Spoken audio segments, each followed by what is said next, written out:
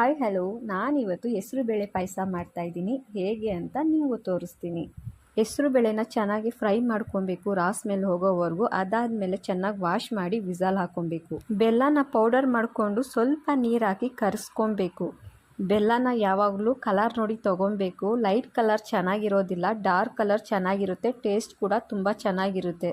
ಬೆಲ್ಲ ಕರಗಿದ ಮೇಲೆ ಬೇಯಿಸಿರೋಂಥ ಬೇಳೆಗೆ ಹಾಕ್ಕೊಂಡು ಚೆನ್ನಾಗಿ ಕುದಿಸ್ಕೊತೀನಿ. ಯಾವಾಗಲೂ ನಾನು ತೆಂಗಿನಕಾಯಿನ ರುಬ್ಬಿ ಹಂಗೆ ಡೈರೆಕ್ಟಾಗಿ ಹಾಕ್ತಾಯಿದ್ದೆ. ಇವತ್ತು ಬರೀ ತೆಂಗಿನಕಾಯಿ ಹಾಲನ್ನ ಹಾಕಿದೆ. ತುಂಬ ಟೇಸ್ಟಿಯಾಗಿ ಚೆನ್ನಾಗಿ ಬಂದಿತ್ತು. ನೀವು ಒಂದ್ಸಲ ಟ್ರೈ ಮಾಡಿ. ಕಾಯಿ ಹಾಲು ಹಾಕಿ 5 ನಿಮಿಷ ಕುದಿಸ್ಕೊಂಡ್ರೆ ಸಾಕು.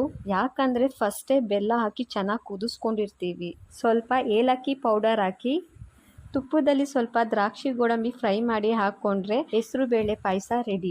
ಕಾಯಿ ಹಾಲು ಹಾಕೋ ಆಗಿದ್ರೆ ಹೆಸರುಬೇಳೆ ಬೇಯಿಸ್ಬೇಕಾದ್ರೆ ನೀರು ಸ್ವಲ್ಪ ಕಡಿಮೆ ಹಾಕಿ, ಇಲ್ಲಾಂದರೆ ನಾರ್ಮಲಾಗಿ ಹಾಕಿ. ನೀವು ಒಂದ್ಸಲ ಟ್ರೈ ಮಾಡೋದನ್ನು